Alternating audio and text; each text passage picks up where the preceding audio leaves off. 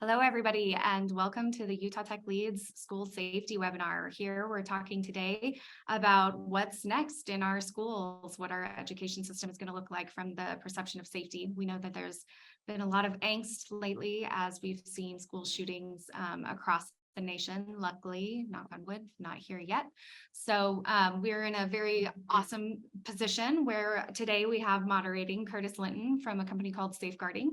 And we are going to kick it over to him. Go on ahead, Curtis. Thank you all for joining today. This is a topic I spend every day working on, this question of what is actually meant by school safety. Well, let me flip that. Working on that question, but the real work is, what does school safety look like when you step into the doors and you work with educators, teachers, administrators, especially students on the ground? What is school safety?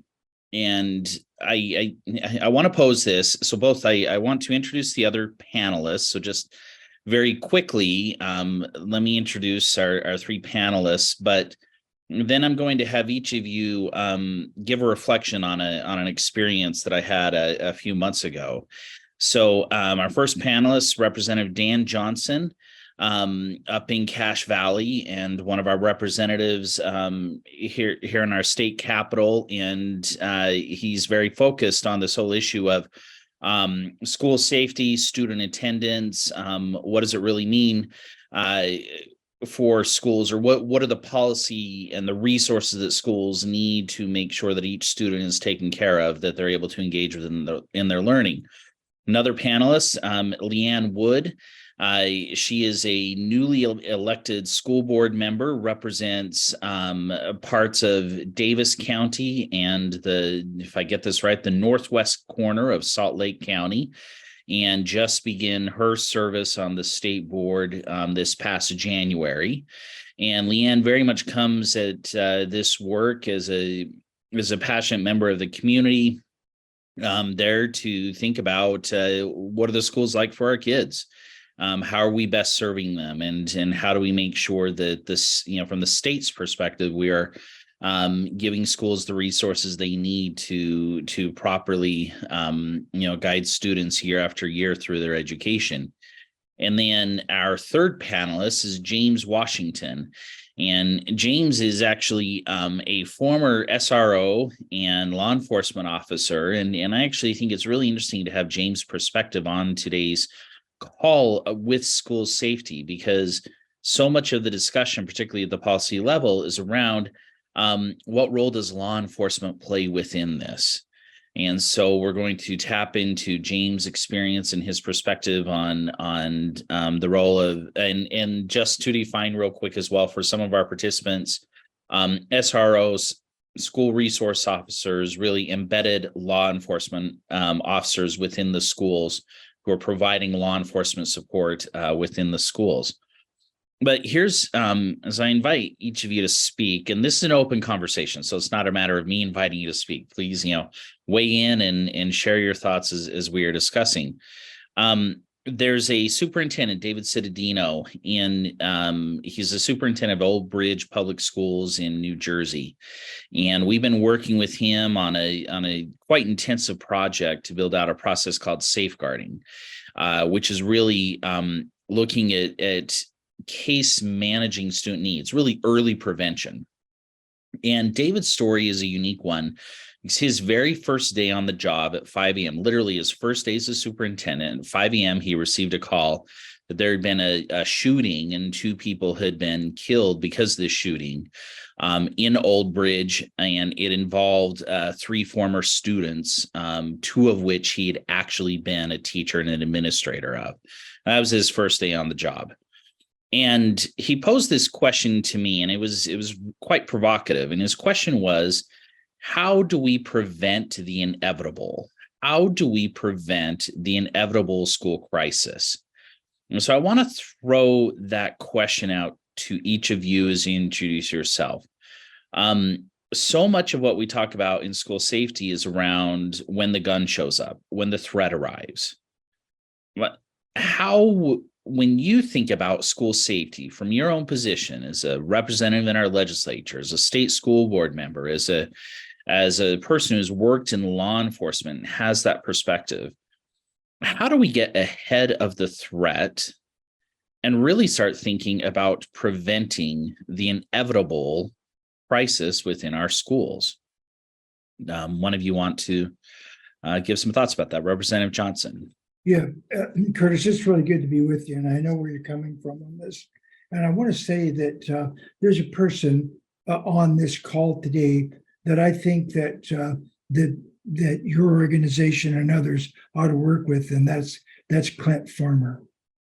He was a counselor in a school where we implemented a lot of things to try to get ahead of this. So I'm hoping that he'll jump in here and talk about what we did to try to get ahead of it as best we could. But I'll just tell you that, this past session, we changed the law on the ability of resource officers to actually do a little bit of a job while they're on school campuses. And that there were some decisions made a few years ago that really cramped, I think, and crimped what's going on with school safety. So that's one thing. Then another thing is the appropriation of nearly $70 million for schools to be able to move forward. They have to make they have to request this money because some schools went ahead and did work to make their places much safer, while others didn't. So we want people to have access to money to move from where they are to a place where it's better. And then the other thing I want to say to you is that personally for me, I ran legislation this past session that defined what that, what the drill and it looks like. Clint Farmer and I've worked really closely and hard on that, and it was the work we did in that school that prompted me to use developmentally appropriate language when we were teaching kids how to be safe in a school when there's an active threat. And so I can talk about that later if you want me to. That's now a new law and it's in place. And then the second thing that I did was I passed HB 400. And that is a school attendance law. And I would like, if you want me to speak to you about the crisis that we're facing across the state of Utah with the terrible attendance that we're having with kids in every grade, K through 12. So we've got some issues in front of us. If we don't get in front of it, we are going to continue to have a problem. So I just want to lay that out there right at the beginning. I've got several things I can talk to you about. Well, this much I'll say, and this, and it's been the joy that I've had getting to know you and working with you. You not only bring your passion to these issues, but you bring your knowledge and your work and your experience as well. And so I really look forward to that. I want to make sure we introduce, all the panelists first, but Clint, I would actually love to learn more, because so much of what I hope we can focus in on this dialogue is what can we do at the school level? So how do we move beyond dialogue? How do we move beyond, the headlines and the news stories and the crisis in the classroom and all these other pieces, which tend to focus on, on the headlines? Students show up every single day. A student is not a headline until a crisis occurs. So how do we shift our focus back to really that student experience on a day-by-day basis, so that when we're debating policy, we really are looking at, that day-by-day experience of the student, making sure that that student doesn't become just the headline. And some of the things you're talking about, Representative Johnson, around attendance, around consistent language in terms of response. I mean, these are those things that allow us to operationalize, safe and consistent, proven responses, proven supports for students. Leann, I'd love for you to weigh in on that question. How do we prevent the inevitable? How do we prevent the inevitable school crisis from occurring? Well, thank you. First of all, thank you. Thanks, Utah Tech Leads, for engaging me in this conversation. And just a note that we're supposed to give. I don't speak for the board. So that's just the general message that has to come across. But I am appreciating this opportunity to serve as a new board member. And one of the things that as I've thought about, something that changed my kind of thought process as I was campaigning this last year, I was knocking doors on my community, and I stumbled upon a man that was, fixing a lawnmower in his yard, and I told him what I was doing, and I gave him my flyer, and he was kind of gruff. And then he was like, "What are you going to do to stop school shootings?" And my thought was kind of these kind of standard answers that I've prepared, and I said, well, we're working on hardening the buildings. We're working on making sure that there's a single access point, that there's a log, parents have to show ID. And then he listened, and then he said, "You are wrong."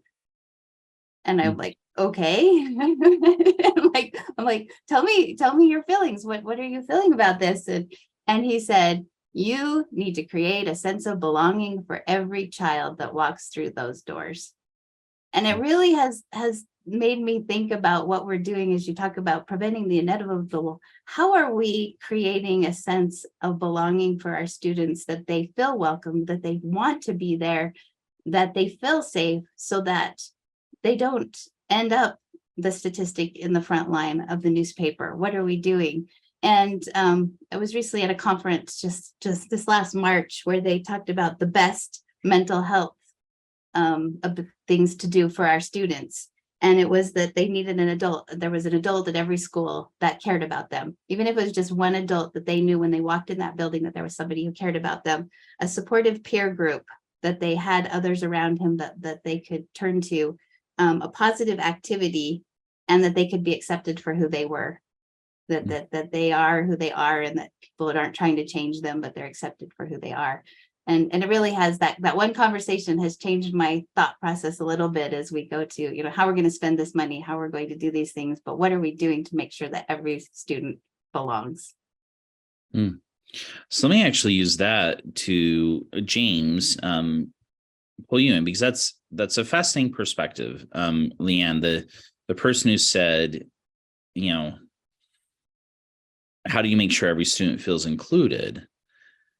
That does shift us ahead. I mean, that makes us reconsider what we may mean by school safety. And so, James, in your experience as a school resource officer, having that law enforcement lens within the school, what was your experience like? Where did you see the threats coming from? Where did you see the most positive impact, making sure that those threats did not develop into something which could turn into some sort of a school crisis? I think Leann's constituent kind of hit it on the head there. Students with a sense of inclusion that feel a part of the community that the school is. I don't deal with them as a law enforcement officer at the school. I deal with those kids who feel like they're on the outside, on the fringes of things. When you look at violence and violent conduct, there's a long leash of behaviors that lead up to a violent incident. And for us, we've got to figure out where our points are to interdict into that chain, to break that chain before we get, to the point where a kid shows up in school with a gun, regardless of intent. What Leann's constituent said, I thought was, that's pretty brilliant. I mean, people who feel that they belong in a community work to grow that community and to make it a better place. They don't seek to harm it. And, that's one of the points that we need to start working on harder with kids and with school administrations and counselors in particular. I think that's something that would go a long way towards reducing, not only school shootings, but, regular kids fighting in the hallway and things like that. Other things, we clearly have to take an approach that there's not going to be a magic bullet to this, right? We're not going to say we're going to do X and that's going to solve the problem, but we've got to take every idea and solution to kind of break those cycles, and we've just got to put all of them into use.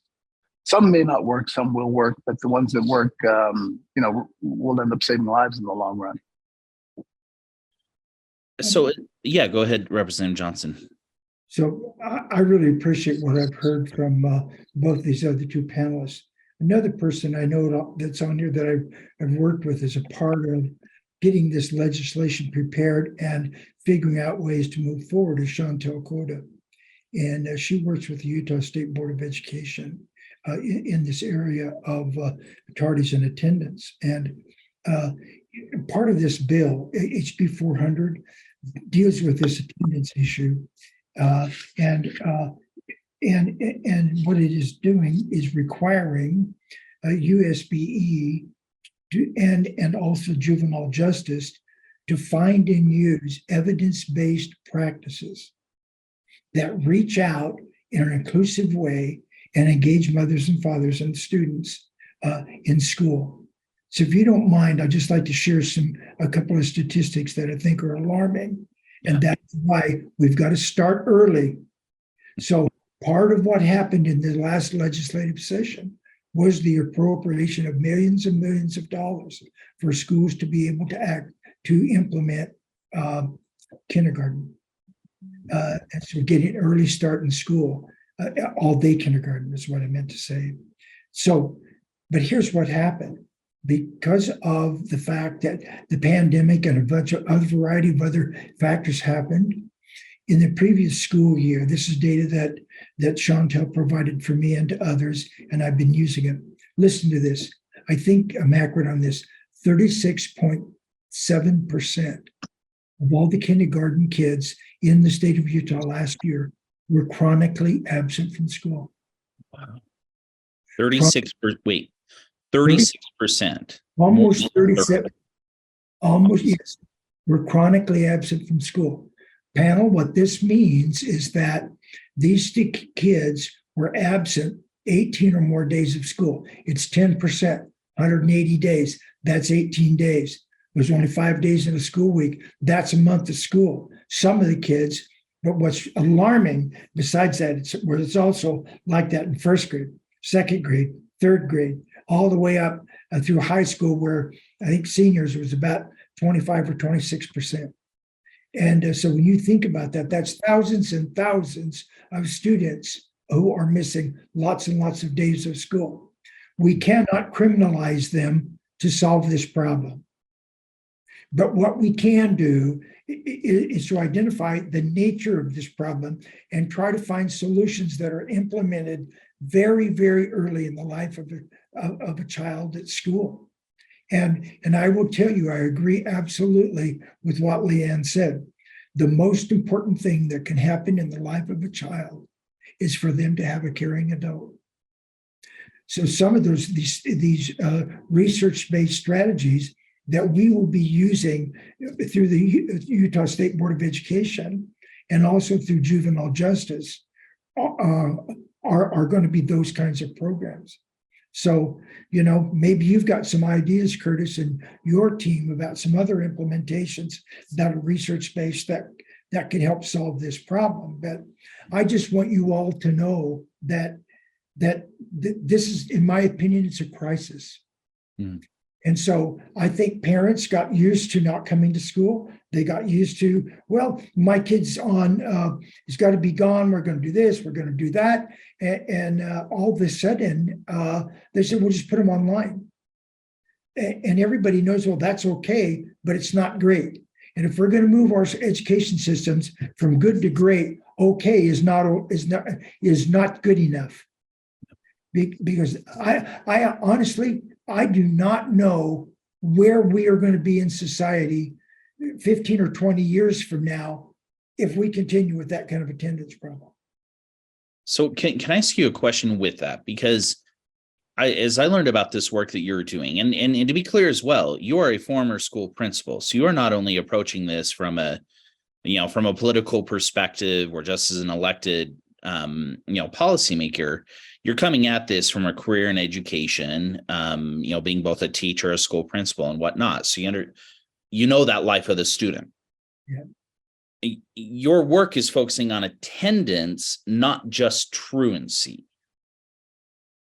and there's a phrase you used with me recently, which was check and connect. Yes. So why is it that you're trying to kind of pull the line forward and say, we got to look at a tendency, not just that idea of truancy. We've got to get ahead of the critical moment. For sure. And what that is all about is that if you can't have the kid in front of you, if you can't look into their eyes and see what their needs are and try to help them, if they're off in the distant home somewhere doing whatever, how can you do that work? Having and carrying it. I mean, here's this other sad thing about it, teammates. 46.5% of all the kids were economically disadvantaged and of different races and so forth. That's their attendance last year. 46%. Of subgroups, student subgroups, So you've got at a 46% chronically absent rate. That's right. And why do I think that about that? Because when we did our study, I ran an interim study last year on tardies and attendance, because I also knew that there's school discipline's an issue. That's the second bucket. School safety is another one. But all three of these are, they all come together. But you know what? I think if we had Brett Peterson from Juvenile Justice on here, or if we have Clint Farmer speak to this, he worked in juvenile justice for years before he also worked in schools along with me. I'm telling you, that is a theme that runs through all of the kids that get in trouble. They have terrible school attendance and it's truancy. So that's why I say that's really important as a precursor to this whole thing. We have got to get the kids to school so the Clint Farmers of the world and others in the world that really care about kids can do for them what needs to be done. They cannot, I mean, that I am shocked by it all. I'm worried about it. And I really feel like we learned some things in our study last year, but we have got to make sure we find evidence-based practices that work, that engage kids, that keep them coming to school so that we can work on student behavior, we can work on their academics, we can do all those things in tracking them to make sure that we are implementing things that make a difference for them as we move along.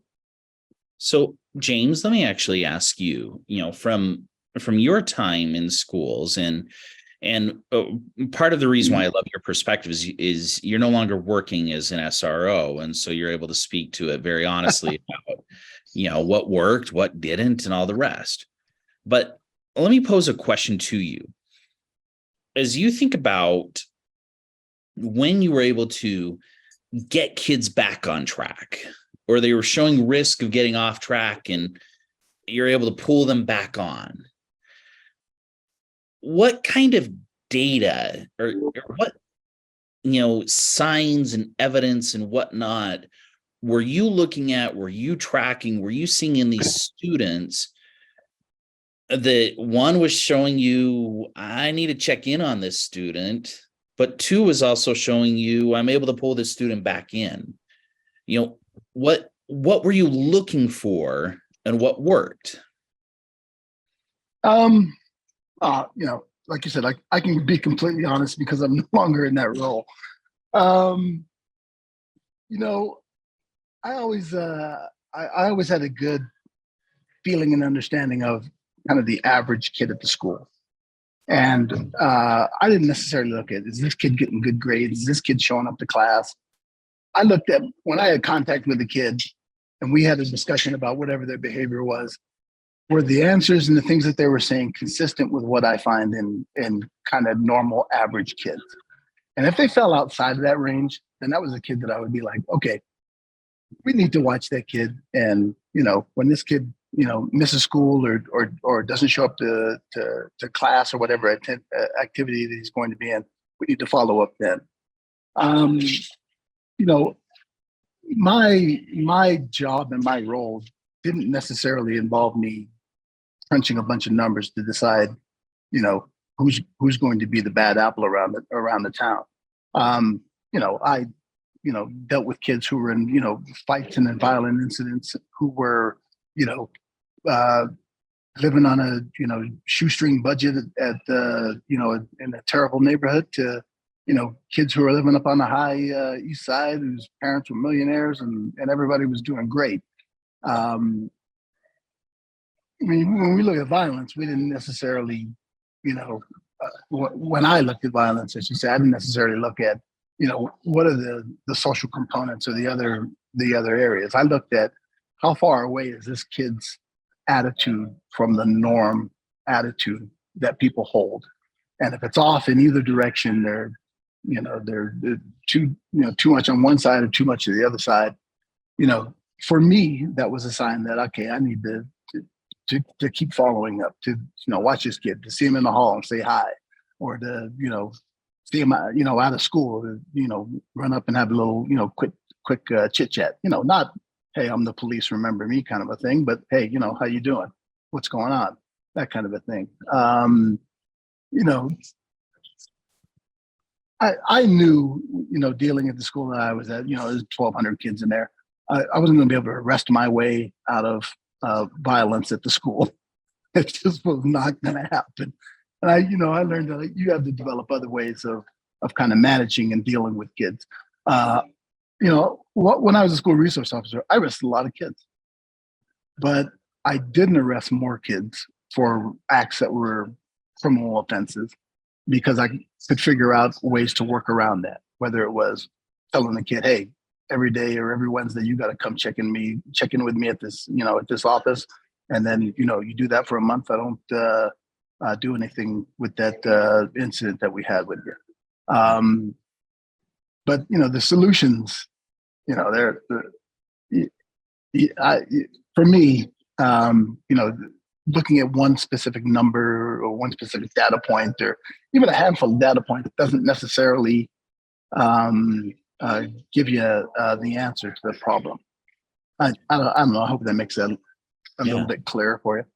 Well, most definitely. And actually, let me take one of the things you said. You said you couldn't arrest your way out of violence in the school. It was going to take more than that.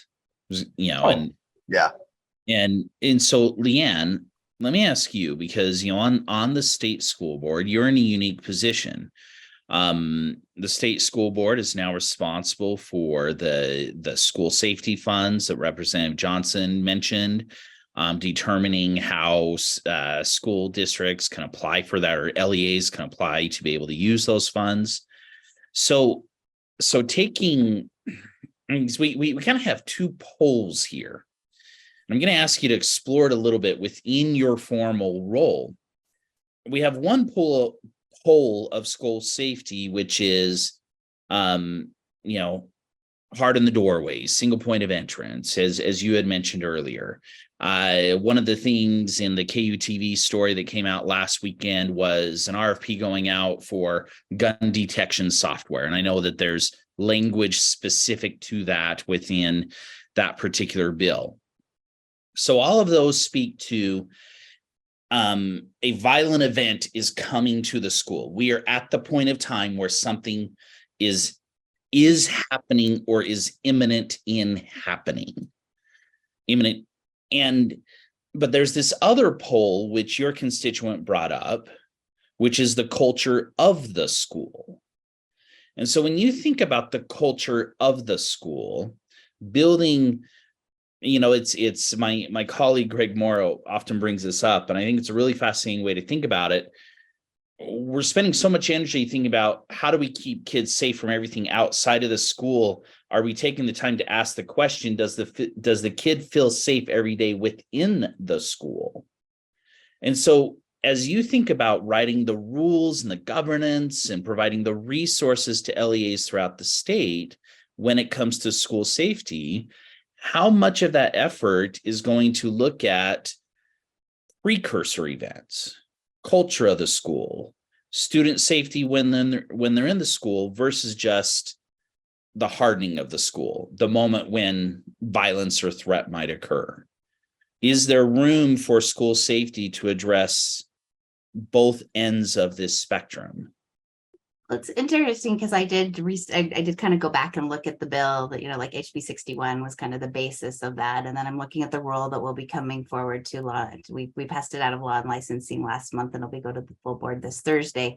It's very much on the prevention of that violent activity. You look at what can the grants go towards, and it's going to be things like school resource officers, school safety specialists, training on, what happens if there's an event, communication hardware, first aid kits, bleeding control kits. It's all about, well, this is going to happen. So how are we going to create a better, at least facilitate it better when it happens? But nowhere in this conversation is that precursor of how do we not ever have it happen? And we do know that in 2019, the bill passed that required a school climate survey. And so, what is this school climate survey? What are our students feeling? I was looking at that data actually last night, just because for some business coming towards the board this week. And I'm looking at it and we see that like 87% of our students in grades 6 through 12 feel safe at school. 94% of our teachers feel safe at school. 95% of parents feel their child is safe at school. So there's I'm safe in my little, parents feel, or kids feel safe in their little environment, so it must be happening in a different school. So how do we create kind of that connection of, well, the way people feel internally to kind of this fear of, but it's going to happen somewhere, which is why we have $70 million dedicated to this. How do we bridge that gap of it's the individual students? And I think that we have a question there on the chat about this kind of attack on social emotional learning, diversity, equity, inclusion. How do we help our children? If we continue to make words divisive, and so we tell someone that diversity is bad, I've heard it labeled as poison. Well, what I'm saying is that because you might not look like your neighbor, and so you're of a diverse population, that's bad or that's poison. I think we have to be really careful in how we're starting to use language and how we work with kids that perceive themselves as different. Because if we don't want to, in my mind, we need to acknowledge that you come from a different background, you come from a different country, you come from a different, your family, acknowledging it, but then embracing that difference and saying, okay, how can we create that difference and appreciate that difference and bring that in and celebrate that in our schools? Yeah. So I don't know if that, I made a long jump, but that's the frustration I have is where we're going with this is all about, 70 million to harden our schools, to make the barrier. But what if we didn't ever need the barrier? What could we do differently? It's a powerful question. I mean, because so this question is slightly rhetorical. So forgive me for that. But what is the only acceptable measurement, statistical measurement of a school safety effort? I mean, for us to be able to say this effort at school safety has succeeded, we have succeeded at it. Is one school crisis acceptable? 10, 20, 100, or 0?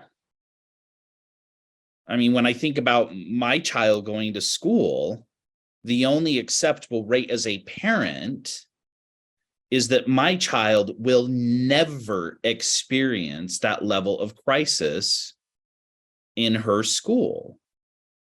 And so it's a fascinating thing because we can talk more quickly to everything we can do when the crisis occurs. Yeah. And we need the band-aids, we need the software, we need the communication tools, we need all those things. But the only way as a parent I'm going to feel good is if my daughter never actually has to live through this. Like 0 is the only acceptable statistical result of this effort. I recently listened to a webinar on gun safety in our nation, and a teacher from Utah actually spoke to it. And she talked about how she had heard from another teacher about how the fifth graders came and requested that their room be moved closer to the front door because they were going to be better able to handle it if someone came in than these first graders that were near the door. And it actually brought tears to my eyes because I thought, what fifth grader should be having to think that way? Like, Mr. Principal, can you move us to the front because we'll be able to protect those kids if someone comes in? We have created a society of fear in our students that is really sad. And I don't know if any of you have been in as a parent volunteer, I was on a campus that was very different buildings, and we would go building to building. As we went to cross, as a group of parents went to move from one building to another, all of a sudden we went into and I won't use the appropriate terms because lockdown, lockout, but basically all of a sudden the blinds came down and the doors got locked and we were on the outside of that. And we didn't know what was going on because we hadn't heard the announcement inside. We were moving between buildings. And it was this fear. And I think, is this what our children, when they have to go through these different drills that they go through, is this how our children feel? This kind of insecurity, inability to fully understand what's happening. How do we create safety in a sense of internal safety also? Yeah. Well, so this really brings up the question as to, 70 million has been appropriated in addition to a lot of other funding and focus and whatnot, a lot of policy work going into this. And, my work in safeguarding takes me not only across Utah, but across the nation. And we're seeing this effort in New Jersey, in Maryland, in Kansas, in a number of different places. And so Utah is not alone in trying to figure out the solution here. I'm actually, Clint, I'm actually quite curious with Representative Johnson's, reference to the school where you were at. We've been talking about this element of school crisis, school safety, et cetera, for about 40 minutes now. I want to address the solutions. We're spending this money, but for what? What is the solution that we are getting to? And Clint, there's so much that I want to dive into and understand more what you are doing at your site. I'm wondering if there is a way, so I'm not sure if you are on here as a presenter, so I'm not sure if you can unmute, but Representative Johnson, do you just want to tell us a bit about Clint? Clint, are you unmuted now? Do you want, where are you at, Clint? What school are you at? First, I'm in Logan, Utah State campus. So I'm a school counselor in charge of school safety at Edith Bowen Laboratory School. Prior to that, I worked for a Cass County School District for 10 years. And I came to schools out of the Division of Youth Corrections, spent 19 years working with really difficult kids, couldn't manage their behavior, high addictions to drug and alcohol, pretty dysfunctional kinds of families, very difficult kids. And then was hired on a grant, Cass County School District, called Middle School Safe School Coordinator. It was really a valuable experience. We weren't at war with anybody yet. They had a lot of money in the nation, and they threw a lot of money at this problem right after Columbine. So we had some of the best trainers and the best speakers, presenters train us. And we flew all over the country twice a year to talk to people from Harvard and all over the place. And I learned a lot from them. And then I applied those things when I came to Cass District. And working with those schools, we were in 22 different schools. And we had to establish something around violence prevention, suicide prevention, kinds of things. I learned a lot about this cultures of districts, and every school has its own little community. And then as I worked in those schools, I also realized the value of like lunchtime and lunch duty and observing staff or observing students and their natural kind of environment without them really paying attention to you and kind of seeing who sat with who, what's going on there. As I attended faculty meetings, I could actually figure out, is this a really high functioning school? Are they going to fight us on everything just by watching where people sat, different kind of cliques? So you kind of have to approach it from an organizational standpoint, as well as every individual school. And I would say, like, things that I learned, some of the most important things are my number one thing would be a 1A and a 1B.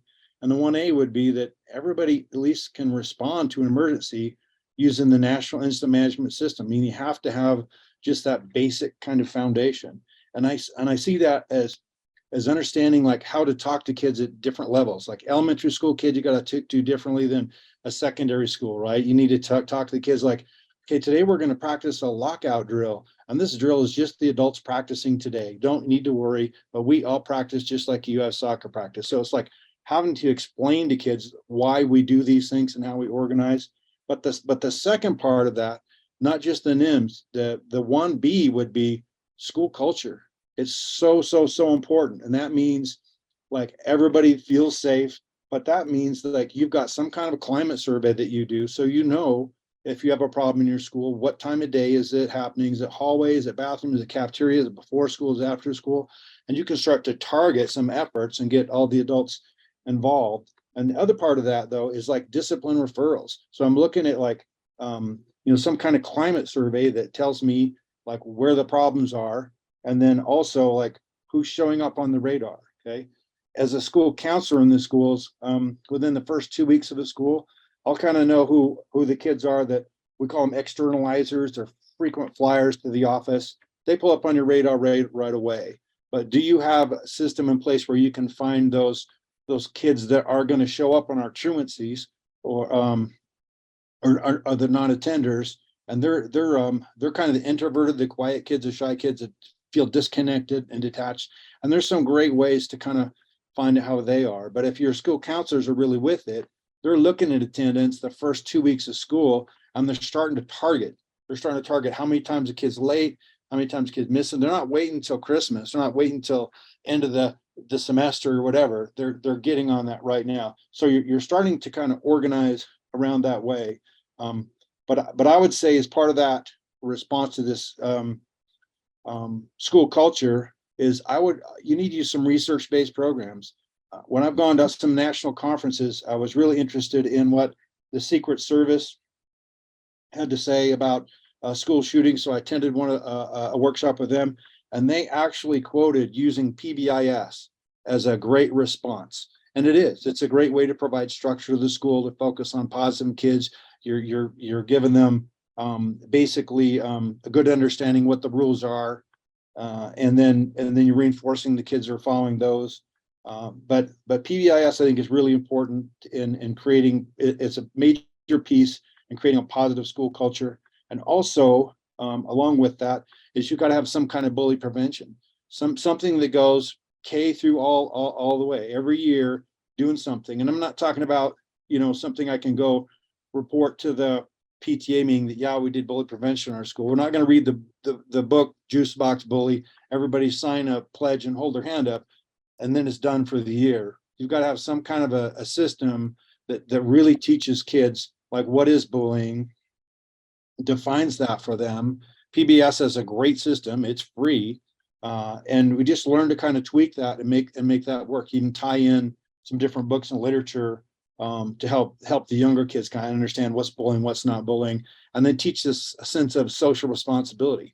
We're all responsible to stop bullying, even if it's not happening to me. I think that does a great job there. And then also social emotional learning, and you need to tier that in, layer that in developmental levels. And we start in kindergarten and first grade, and then we do some booster lessons in second. So in this school, everybody's talking the same language. We know what the word emotional regulation means. I know how to do that, but I also know how to recognize that feeling in you. So it's this social perspective taking piece. I can see that you look upset, and I know that my responsibility is to ask you, are you okay? Can I help? So we're teaching those skills at a very, very young age. We're organizing our school in a way that we focus on positives. And then there's another research-based program called response to intervention. It could be academic and behavioral, and it's really critical in figuring out like who the most difficult kids are in your school to help those teachers manage that behavior. But as you do that, you're not focusing on kicking the kid out or creating a lot of consequences. You're trying to define what the behavior, what's the goal of that behavior, and really coming up with a good kind of a treatment plan to help turn that kid around. And through those things, now you're building that connection, right? He's going to be successful or she's going to be successful. Everybody's going to feel safer if this person is not hurting people. So there's things that we do for the entire school. A universal level would be bully prevention. And then tier 2 is going to be things for kids that show up, they're non-attenders. Counselors are going to target those kids. They're going to provide some social skills classes or some friendship classes. And then the kids have trouble with emotional regulation. You can like do some small group work on anger management or, divorce group, whatever. Every year, the school is going to bring you some situation that you've got to solve. So I think those things, PBIS, social emotional learning, RTI, are really good research based, and you can repeat those, like they'd be good to research by, because you can kind of create those over and over again. And then I think part of that, the next part would be managing behavior and discipline, and it's not kicking every kid out of school, because a kid kicked out of school, he's going to come back. He might come back better, he might come back worse, but coming up with a good logical plan in your RTI programs and some of your PBS will help kind of give you some guidance on those. But in school suspensions, different kinds of things that are going to help, kind of look at it like holding the kid accountable, but like how we're going to make this kid better. What's going to be the foregone conclusion of this thing? The way we define that, and this is some of the work we're doing in schools, is call that early prevention case management. Pulling those various approaches that you've talked about, and focusing on early prevention. There's a fascinating stat from the Department of Homeland Security that big school crises, only about 5% of them have a clear preceding piece of evidence. There is about, a school shooting or something, only about 5% have clear preceding evidence, but 75% of those school crises have low level evidence that has existed years beforehand. And so when we think about early prevention, really looking in and seeing so many of those things that you described, the attendance issues, the bullying, the attitudes, all these things, how are we documenting those? This is where the case management comes into play.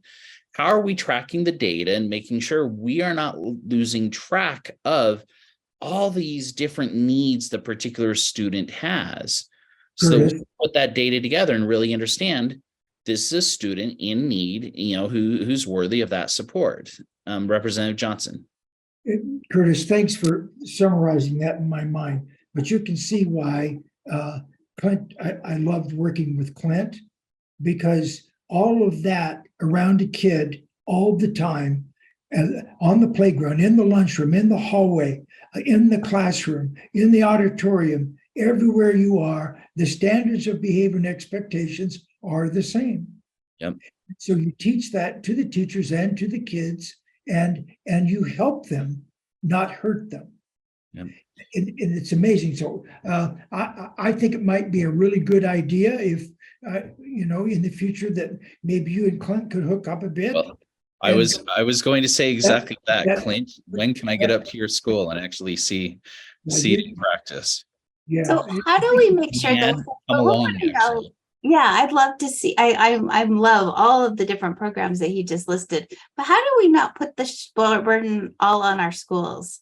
How do we create some connections with families so that parents value our children being in schools, and they are that first step? Because I feel like when all of these, the school safety bill, the attendance bill, a lot of it shoulders on the schools and makes them this problem and the solution all in one. How do we start creating? And I would love it if Clint had any connections to how if he built families and parents into this big picture plan.